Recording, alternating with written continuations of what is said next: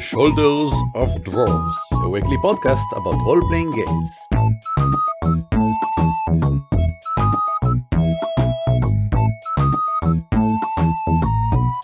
Hello and welcome to On the Shoulder of Dwarves, a weekly podcast about role-playing games and the gamers who game them. My name is Eran Aviram. Hello, my name is Uri Lifshitz. What's up? Hello, I'm Dasi. I'm Eran's wife.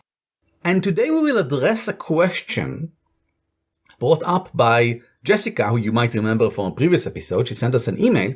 This time she posted on our Facebook group, On the Shoulder of Dwarves, something that both Uri and Dasi feel passionate about: finding the time to play. Let me read Jessica's post. Hello Dwarves! What are some tips for dealing with very short sessions? Context. I'm a pretty new player and a very new GM, but I am really pretty passionate about growing the community because RPing is amazing. So when a friend of mine expressed interest after some minor evangelizing, I immediately said I'll run a game. Happily, everyone really enjoyed themselves and wanted to continue. But since it was a group of young, working Jewish moms with very young children, scheduling was ridiculously difficult because days are out, early evenings are out, and Friday Saturdays are all out. Some people I mentioned this to said, "Oh no, don't play with parents, it will never work." But I was undeterred and experimentally am trying with weekly 1-hour sessions. Obviously, there are huge concerns. Very short sessions, late evening tiredness, babies. But I am really determined to make RPGs accessible to my friends, especially because I think moms can find motherhood isolating. Any advice? Jessica. Well, first thing I have to say is hurrah! I mean, it's so difficult getting new people to play and taking the time and effort, especially with groups which are very hard to organize, like new parents, is difficult at the best of times. I can tell you firsthand that for me, my group was composed of 2 couples, one of them being me, in which both couple gave birth within 2 months. So it was really hard to schedule a session. Generally speaking, you don't really find the time, you create the time. Everyone has lots of responsibilities on them. And we've brought, I think, Uri as the father, the new father, with his own sort of problems because he had a kid. And Dasi, who is Busy. busy, working the world of academia basically all day, all night for years and years on end. And they both have slightly different problems with somewhat different solutions. And I think this is an important concept that I will actually address at the end because I don't really have this problem of time, but I think that there are some general concepts that can be said. Uri, how about you start? Okay, so I'm gonna start with simply listing a whole bunch of tips which works for me. Number 1, keep regular time. I mean, it's a lot easier to plan ahead if you know, okay, I have a session every other Monday. It's in my calendar. I made arrangement with the babysitter, with my mom, with my spouse, with whoever can take care of the kids. And I know to keep that time slot empty for the game. Because scheduling something new into your schedule is impossible. But if you pencil something ahead of time and it's regular, it's a lot easier. It's like infinitely easier. And worst case scenario, if you have to cancel for some reason, you know that your next session is going to be 1 week or 2 weeks after that. I would highly recommend not to keep the gaps over 1 or 2 weeks, just for the sake of continuity. So people will always have that in their head. Okay, it's Monday. Okay, so I need to check if I don't have a session that Monday, because half time I do, etc. So that's tip number 1. I think it's good for pretty much everyone and everything that you do on an ongoing basis. Number 2, once you actually meet and sit around the table, keep the recap short. Remember, the role-playing is also a social event. Of course, you want to give the players time to sit around, talk about their week, getting to know each other, shooting the breeze, etc. But once you start playing, make sure you don't waste a lot of time. Short recaps are key to not getting sidetracked. Remind everyone the important bits and plow on ahead. Next on our list is the holy trinity of coffee, tea, chocolate. I always recommend to have caffeine and sugar ready for everyone who needs it. Remember, usually we play at the end of the day. We all had a long day. It's hard to stay awake. It's hard to stay focused. I tend to try and prepare everything in advance. So I would need the minimum amount of time taken away from my gaming session. That means getting a tray ready with glasses, with mugs, with sugar, with coffee, with tea, so that if someone wants to drink something, they simply get up, take something, and they're ready to dive back into the game. Also, it helps if you have specific roles. Okay, you want some hot beverages? Cool. Stephanie, why don't you prepare for everyone? So everyone else can stay in the game, in session, and minimize the disruption for the ongoing game. I would also highly recommend for GMs to feel free to railroad during the session. It could be as simple as leaving blatant leads as to what to do next. Since an hour or two is so short, I would minimize the part of the session in which we are not actively playing out something, but guessing what should we do, or anything which is not the fun bits, shall we say. I mean, if you're enjoying a film noir kind of game in which most of what you do is just guesswork and try to figure out what's next, awesome. If not, minimize the parts in the game which are fillers. I would recommend you check out our episode about pacing, in which we talked a lot about how to establish a scene, how to finish a scene. Both players and GM should probably be aware of this. Like, for example, if two players start talking among each other about something and they do it for like half an hour, and it's cool roleplay, everyone enjoying it, but nothing much is actually happening, just stop to consider, wait, after this session ends, can we say that we've accomplished something? Have we managed to advance the relationship between our characters, or were we just going around and around in circles, using the same arguments again and again? Because if the answer is, well, we're just rehashing the same issue, stop it, find whatever reason, as a player, find whatever reason to stop the conversation and continue onward, just to have something else, just so you can say after the session ends, we actually did something this session. Mm-hmm. Now, a lot of time people would ask me, okay, so the players are stuck in this situation, or they're blah, blah, blahing, and they can't seem to move forward. How can I propel the game forward? Now, like Eran said, we had a whole episode about that.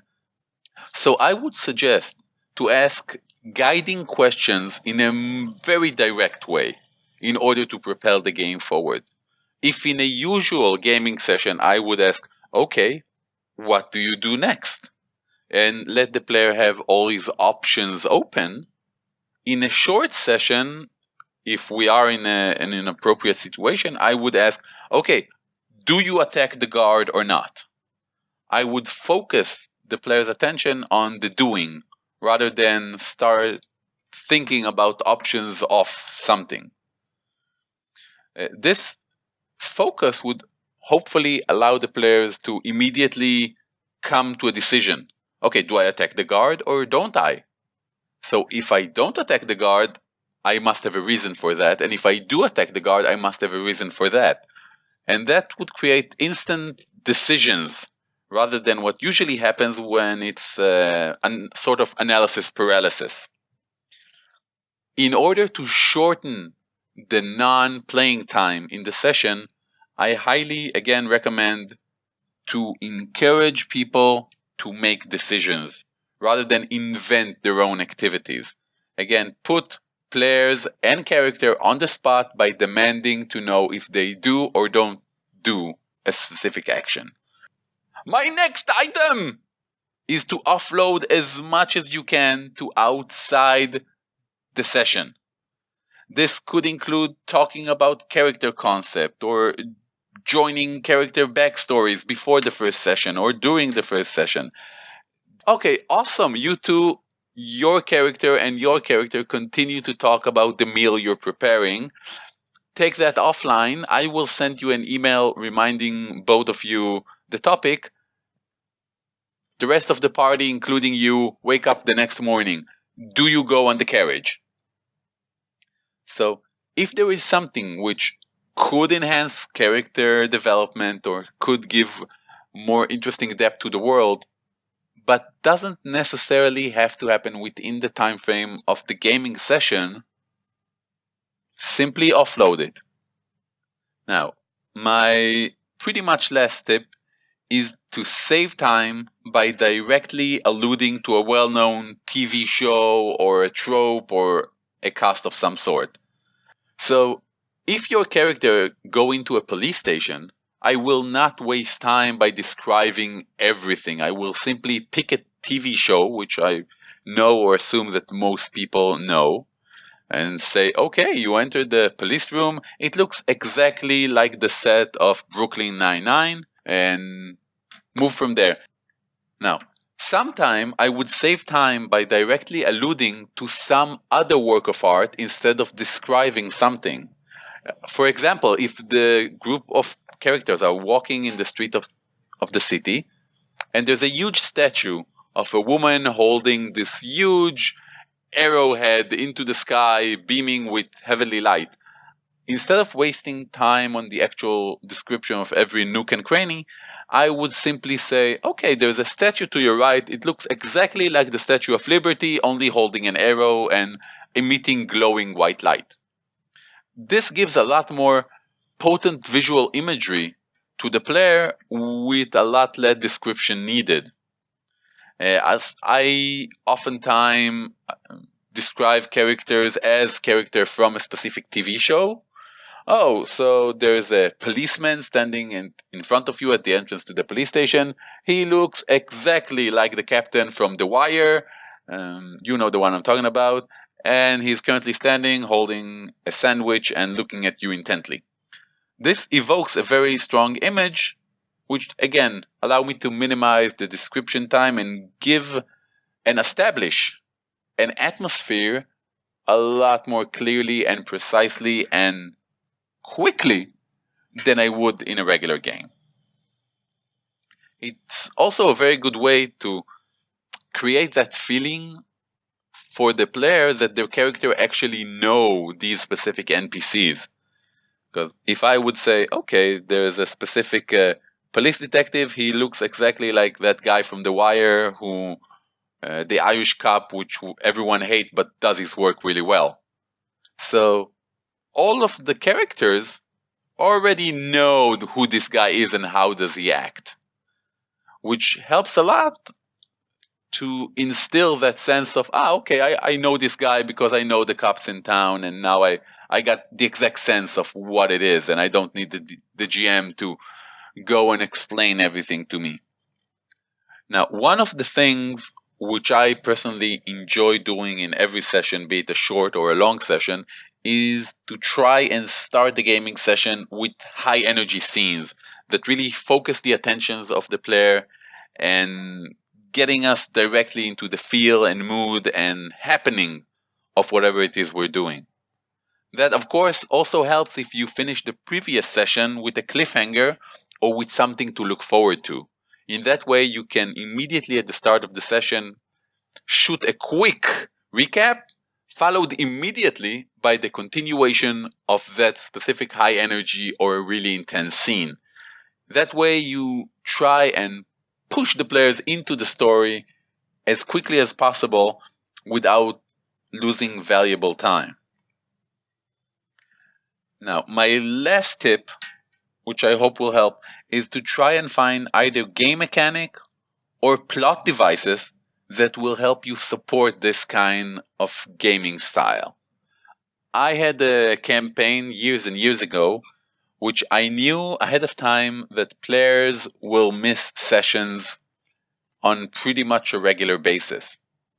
So, like every really, really young GM, I decided that the only way to tackle this problem is to write my own gaming system and my own setting to combat that. So I came up with this ridiculous idea, which I still love, by the way, that basically people die, and the moment before they die, like a milliseconds before that, their soul is being drawn out by this group called Dozens, and they say, okay, listen, you're about to die.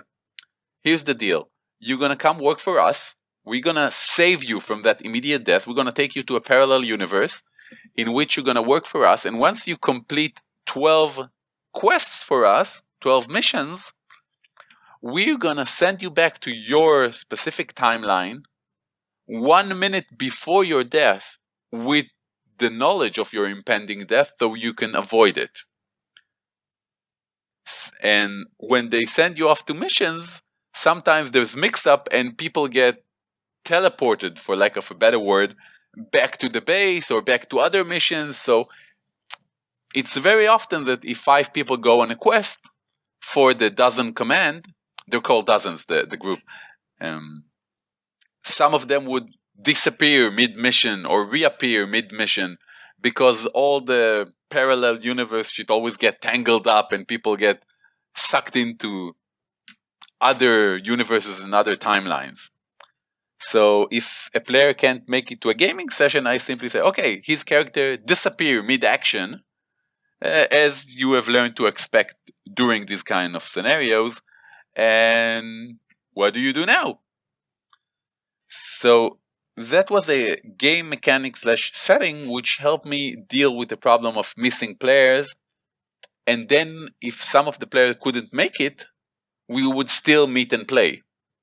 I really support this last point. I think that structuring the format of your game is really, really important. And the default of we are a party of adventurers going around doing stuff in a fantasy world is really problematic in this case and should deserve some thinking. Like, for example, maybe we're all in a starship and we go on very short, very concise missions, and the crew on the starship, not all of them go on every mission, so we can do some exchanges, etc., etc.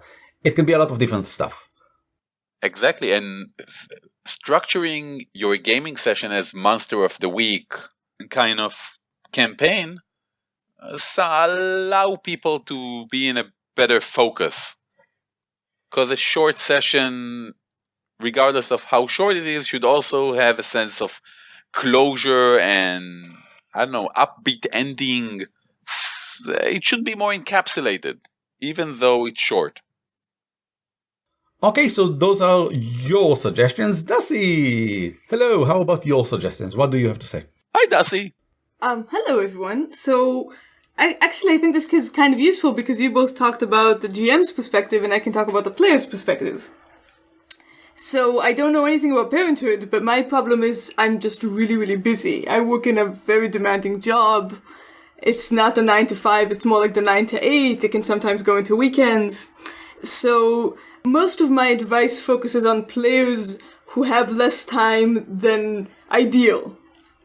So first of all, my first suggestion, be honest. Be honest with your fellow players, be honest with your GM.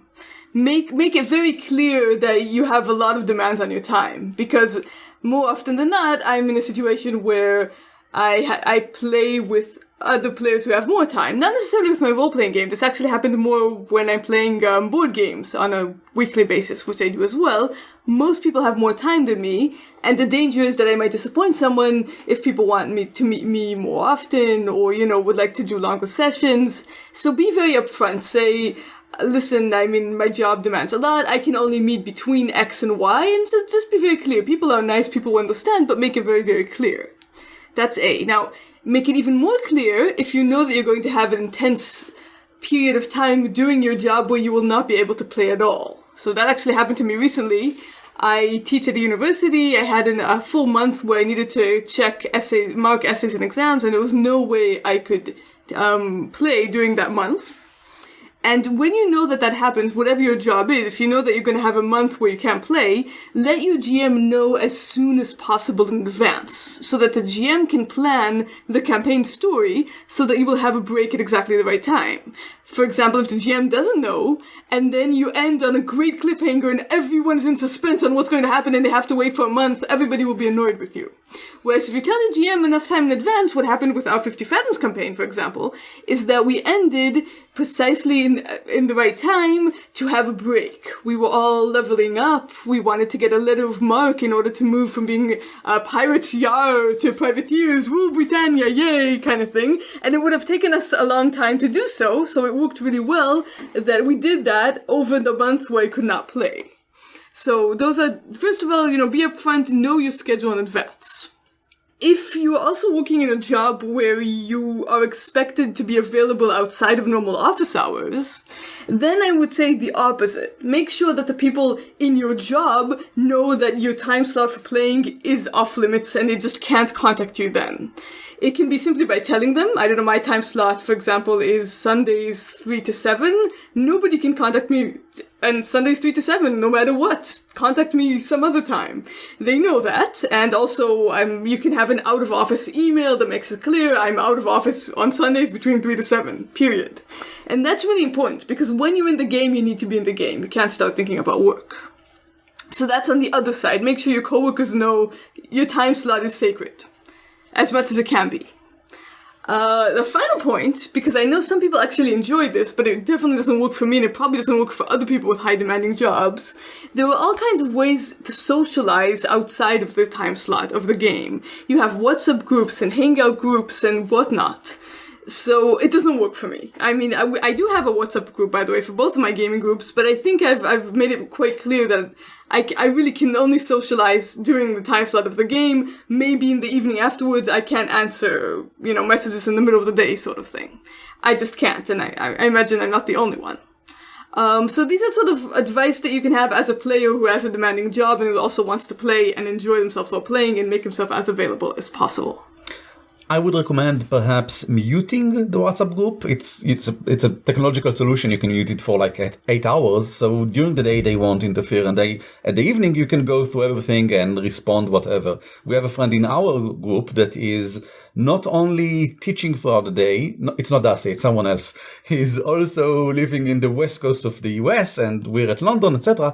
So for him, getting messages from us can be at all sort of strange times throughout the day, which is why he mutes his WhatsApp and only turns it back on, only checks things, I think, at early mornings and at late nights. And then he responds to everything. He reads everything, complains about all the messages, and then writes a response. I think what Dusty is saying is hugely important. It's part of the managing expectation aspect of the game. To let people know what's your availability for the game, because there's nothing more annoying than starting a project, any project, with a group of people and then to discover that they can't invest the time that they agreed to invest beforehand, and thus the project/game goes to ruin. And also on the other side, if you're a player with a lot of time, relatively speaking, and someone else doesn't have a lot of time, there needs to be a way to compromise on that. Which brings us to my point. Compromise. I think that the willingness to compromise is really the main thing here. And I don't necessarily mean it the way you've been talking about, but on your fun. Compromising on your fun. Like, for example, I might want to run a full-length The One Ring campaign, which is this huge role-playing game based on Tolkien. And it's really a good game, but it's quite complicated. And when you say huge campaign in Tolkien, you literally mean it. I mean, there's winter, and then there's summer, and there are travel rules, and there's all sorts of cool, amazing things that happen. But if I only have 1 hour per week, or even 1 hour per 2 weeks, this is simply not feasible. I should compromise. Maybe I'll play it using the D&D 5 rules, which are simpler. Maybe I'll just do something that is Tolkien-esque. Maybe I'll run a one-shot. maybe I'll just choose one of the other 10 or so ideas that I really like, excite myself into a campaign, and run that one instead of this one. I think it's important to go through all the types of fun or the elements of fun and ask yourself where you are willing to compromise and where you are not willing to compromise, which is fair. You might, for example, think that playing through the internet without seeing another person or without being in the same room with them and actually rolling dice or whatever is not fun for you. You're not willing to compromise on that. Even though playing through Roll20 or whatever is an amazing solution to, for example, logistics. If you need to meet to play, that takes time. If you don't need to meet in order to play, and you can do it in the middle of the night, for example, from your comfortable house after you've done everything you needed to do for the day, that's amazing. So technically, using Roll20 should be preferable if you don't have a lot of time. But you might not want to, and that's fair. But then you should be able to compromise somewhere else. Like, for example, maybe you would really like to play a certain type of campaign. Monster Hearts. I really want to play this sort of open narrative game powered by the apocalypse about these teens who are also monsters and there's emotions and stuff. But maybe you don't have enough time to get into emotion and stuff if you only have 1 hour. Maybe you don't have the right players for this around you available for this slot of time. Maybe you should reconsider and play something else. Finally, I really think you should compromise on homebrew things and run pre-made stuff. Mostly published adventures, published games. Make sure to buy ones that have good reviews by people that share your tastes, because if you are going to run a published game in the very little tiny slot of time that you have per week, it should probably be the best one you can find. And if you are unsure about reviews and stuff, ask us in our Facebook group, because I am only running published adventures and only the best that I can find after checking that they do match my tastes and read through reviews, etc., etc. So I can probably recommend some, or at least recommend a system of how to find some. And from the player's perspective, the same thing in many ways. So, for example, if you're a player who's really busy and the players want to play without you once, that's fine. It's their right. If you can't make the session and they really want to play the session, you should allow them to do that and not get offended, because that's only fair. On the other hand, if you're a player who has loads of time and wants to do something really complicated, but you know that the other player needs to leave in half an hour, then yeah, you probably shouldn't. Just as normal human social interactions are common, the same applies to a roleplay game, basically. Compromising is amazingly important in every social interaction, and it's true that most of my points were GM oriented. I usually find myself in the GM seat. However, I think a lot of them can be taken up by players, especially all those who require compromises, as we've mentioned.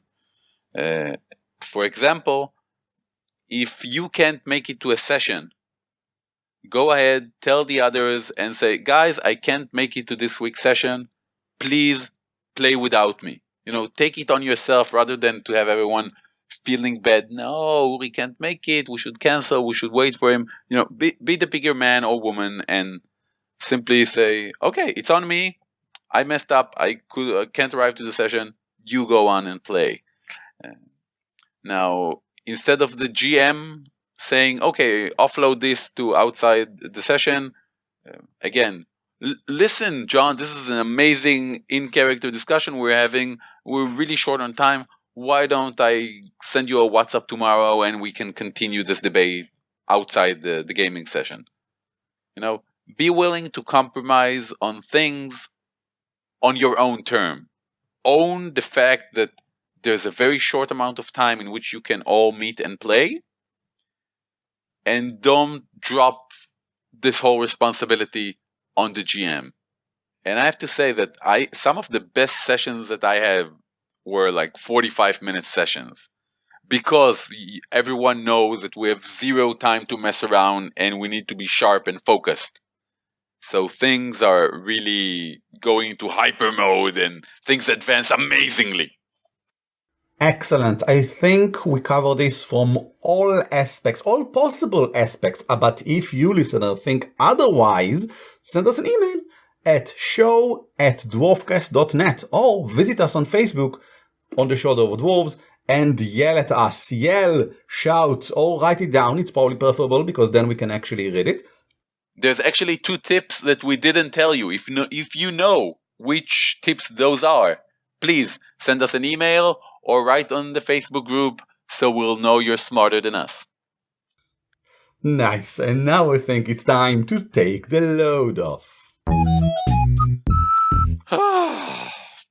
This is the part of the show in which we talk a bit about what was happening to us, what will be happening, what role-playing games. Uri, what? Yeah, so I had an amazing session just last night, which was awesome and amazing and a session. But what really was unique about this session is something that I think we should discuss at a future episode, because it's about support. Or shall I call it spotlight sharing among players? Because a lot of time, as a GM, you have to give the spotlight to a specific player, and then you move the spotlight to someone else, etc., etc. And you have to make sure that everyone got their spotlight. But every once in a while, some player is going to do something awesome. And I think unless we, the other players at the table, acknowledge it and emphasize it, that it's not going to be such an epic moment unless we take the time and effort to make it so. For example, in yesterday's game, we had this really, really simple dungeon crawl, and then we open a door, and there's like 8 heavily armed opponents waiting for us. So, of course, we closed down the door and prayed that no one would come, but yeah, as things would happen, it didn't take. So our paladin simply took a step forward and did the paladin thing. You know what I'm talking about? That part where it's like Wall of Force, but it's Wall of Paladin. Simply stand in the doorway and goes like, no evil shall pass. And then like these waves after waves of evil creatures, well, 8 of them, attack him, and he lets no one through because he's a paladin and paladins are a wall. And that was amazing for me. Eventually we managed to send 2 of the party around and get those enemies in a classic pincher movement. But I think if we wouldn't celebrate, if we haven't taken the time to pause after the battle was over and say, oh my God, that was amazing. The way your paladin just stood there and just, bled hit point after hit point after hit point and wouldn't budge no matter what. So all his friends gonna stay safe. That was awesome. That was a glory-filled moment. And because we're playing such a tactically oriented game, that player, she simply played to the best of her character's ability. But if we won't take the time and say, okay, it wasn't just good use of the mechanic and statistics, it was awesome, then we wouldn't get the feeling of awesome. I think I don't have a word for that yet. It's us as players taking the time to appreciate something that another player or character did and pointing that out, both to encourage the specific player and to tell everyone around the table, listen, that was awesome. And I would like to see more of those, because that made me feel like, wow, this is a special party who does special things. Excellent. Yeah, we should probably do an episode about it someday. I was playing 50 Fathoms with Dasi, who will talk about it, so I will talk about something else. There's a new chapter of Crystal Heart. We started the 3rd chapter. It's called Heart of Stone, and it's about crystals and hearts.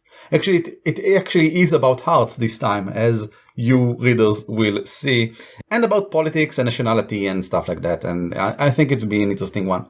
Also, the new Crystal Ball article that we're doing, it's a thing that we send to our patrons every month, although we'll probably one day let them all loose into the wild so anyone can read them. This time it's a dungeon, probably inside the face. It's probably going to be a face dungeon. We'll have to wait and see what that means, but I'm kind of excited because I don't really get to do a lot of dungeons.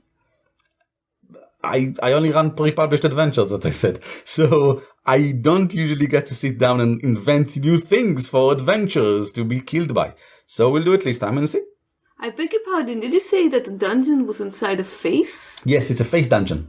As in a person... No, not a person's face. It's a cliffside, and there's a dungeon inside the cliff, and on the cliffside there's a face.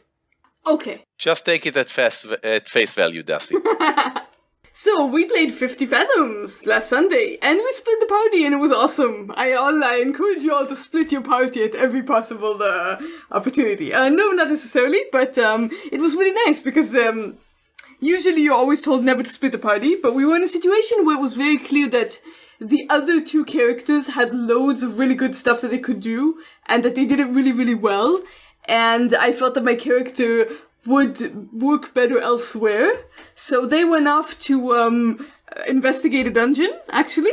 And I went off outside in the water to help our captain kill undead evil ape men.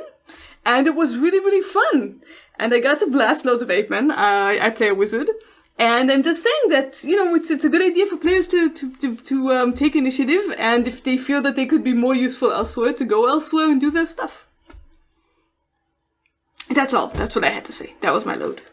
Yeah, I disagree with most of what Dusty has to say here. As the GM that ran that, I found myself in a situation where it was the right thing for them to split apart. And I don't think it's a bad thing. The problem is, while two players, Evan and Aviv, had, I think, an amazing time doing interesting things, Dusty had less interesting things to do. I didn't feel that way, though. Yeah. We discussed this, and she said it again. But I know my players, and I know it could have been better, I think. And then, on our way back, we discussed this, and I asked her, what do you think could have been better? And she said, no, I think it was awesome.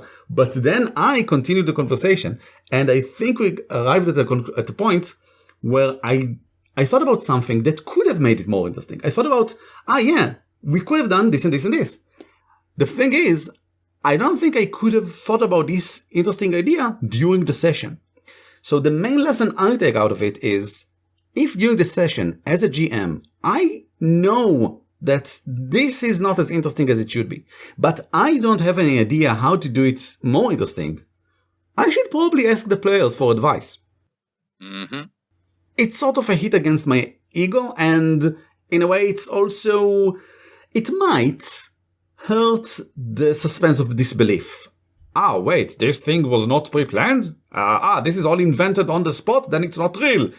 I'm not sure about this, but I know that if I've stopped there for conversation, I think that Dusty's part, as cool as fun as it was for her, could have been better, which is what is important to me here. I thought it was awesome. I really enjoyed every moment of it. The players have spoken, Eran. The session was awesome, despite what you may think. You're not relevant. Agreed, now and forever.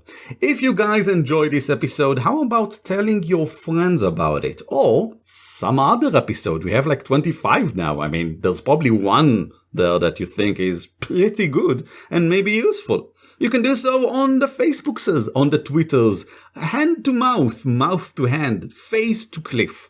You can maybe share and follow us on the Twitters at Dwarf Podcast, both in Facebook and Twitter actually. And you can go to dwarfcast.net. That's the actual website. I know, it's weird. That's it. See you again next Monday. And we will now say goodbye in a language. להתראות! On the Shoulder of Dwarves is shared under Creative Commons Attribution Non-Commercial 4. The intro and outro are taken from Silly Fun by Kevin MacLeod. Licensed under Creative Commons by Attribution 3. Find us at dwarfcast.net and follow us on Twitter or Facebook.